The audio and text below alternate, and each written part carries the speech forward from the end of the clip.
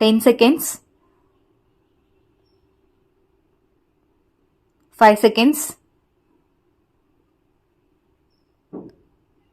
Start.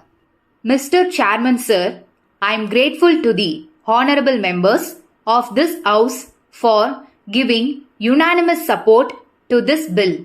At the outset, I would like to say that this bill has been brought in as a result of the persistent demand from the members of both houses. I am not saying this for the first time. As a matter of fact, when this proposal came up for consideration before me some time back, I noted that it might be quickly done as there was a demand from both the houses in this regard.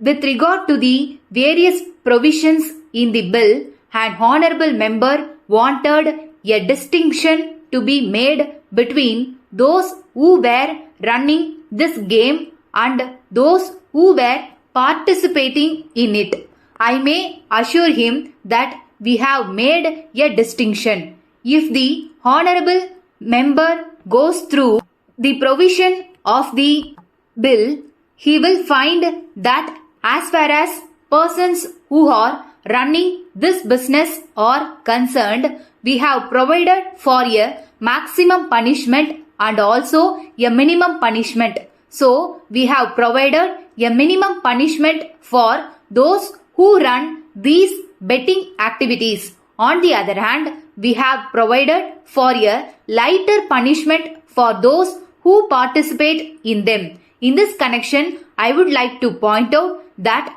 participating in betting activities is also an offence like the running of a betting house. But at the same time, I do realize that the other thing is more serious because he exploits the gambling instinct of the people.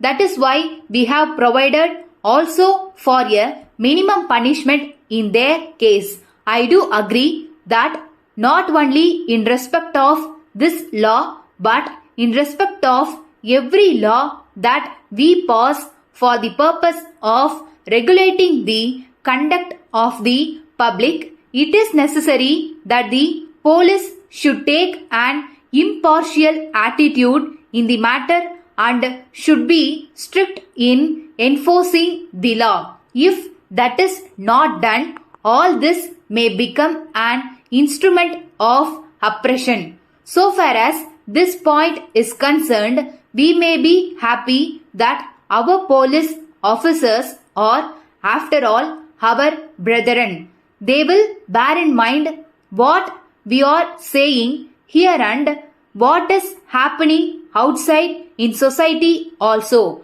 I have no doubt in my mind that they will enforce this legislation to the best advantage of society. But if there is misuse of this law as any other law for personal gains, then it is the duty of everybody to bring it to the notice of the government.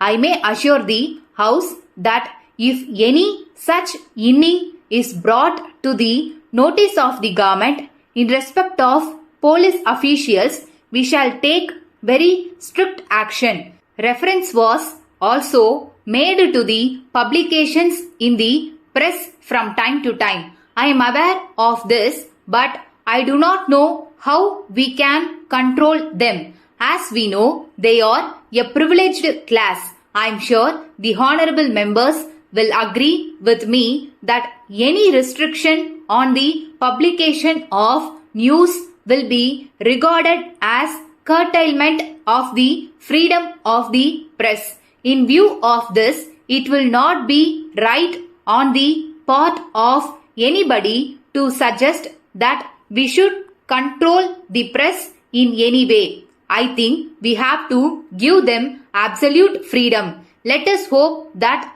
with the passage of this bill, it will be possible to put down this evil with a strong hand. Let us hope that when we discuss the next budget, we will be able to say that we have put down this evil to a great extent.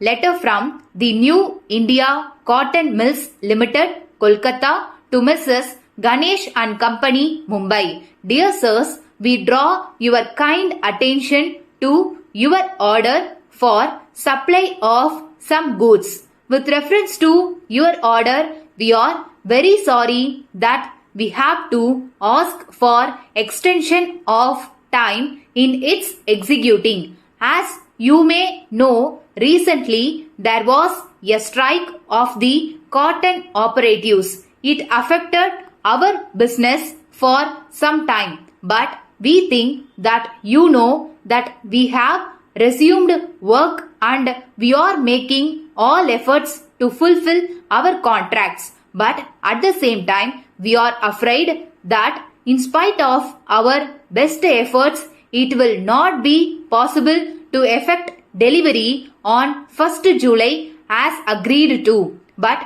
we would like to assure you that we are confident that we will be able to effect delivery of your goods on 1st August. We hope and trust that this course will meet with your approval. In this connection, we assure you that all orders will be handled in strict rotation and we shall do our best to expedite delivery. In the light of what we have stated, we hope you will realize that this delay is due to circumstances beyond our control and we shall very much appreciate if you allow this additional time. We are sure there will be no need to ask for a further extension. We tender our apologies for the delay. Yours faithfully.